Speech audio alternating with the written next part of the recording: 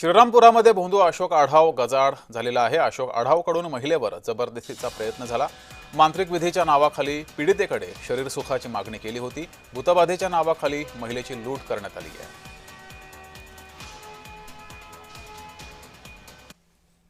राज्यातील भोंदूबाबाचे सत्र काही थांबायचं नाव घेत नाही आणि पुन्हा एकदा श्रीरामपूर तालुक्यात एक नवीन भोंदूबाबाचा प्रकार जो आहे धक्कादायक प्रकार समोर आलाय, ज्यामध्ये महिलेच्या पोटदुखीची बरे करण्यासाठी त्या महिलेकडून 15 ते 16 लाख रुपयांची जवळपास लूट करण्यात आली आणि त्या महिलेकडे शरीर सुखाची मागणी करत तिचे हात देखील टाकण्याचा प्रयत्न केला आहे। या संदर्भात श्रीरामपूर पोलिसांनी जे आहेत त्या भोंदू अशोक आढाव याच्या विरोधात गुन्हा दाखल करायला बेडा ठोकला। नेमकी आपल्यासोबत आता आहे ते पीडिता आहेत, नेमकी काय घडलं होतं आपल्यासोबत?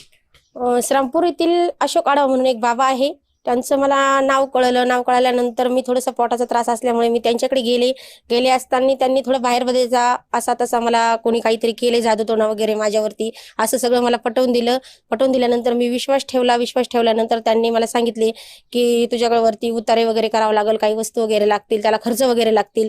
मी सगळ्या गोष्टीवर विश्वास ठेवला आणि त्याच्यानंतर त्यांची टाकळी भाणे ते एक दावल मालकाची दर्गा आहे, त्या दर्गेवरती जावं लागेल असं त्यांनी सांगितलं। त्यांच्यावर विश्वास ठेवून मी तिथं पण बऱ्याचशा वेळा गेले। 4थ्या वर्षापासून मी त्याच्या कॉन्टॅक्टमध्ये 4 वर्षामध्ये त्याने ही जडीबुटी आणायला 10,000 लागतील, 5,000 लागतील, 2,000 लागतील, माझे मोबाईल बॅलन्स संपले, मोबाईल बॅलन्स सोडा, सोनं करावं लागेल, हा कार्यक्रम करावा लागेल, असं करून इतके पैसे टाक, तितके मी काही ऑनलाईन त्याला पेमेंट सोडलेले, काही कॅश केलेले, असं करून त्याने मला 15 ते 16 लाखापर्यंत त्यांनी मला डुबवलेले आतापर्यंत। याच्यावरती मी आपले श्रीरामपूर ग्रामीण पोलीस स्टेशनला त्याच्यावरती भोंदूगिरीविषयी गुन्हा दाखल केलेला आहे। त्याच्यामध्ये फक्त शासनाने त्याला कडक कारवाई जेवढी होईल तेवढी कडक कारवाई करावी, मला न्याय द्यावा, एवढीच माझी मागणी। जय सावंत, जय महाराष्ट्र न्यूज करता, श्रीरामपूर, अहिल्यानगर।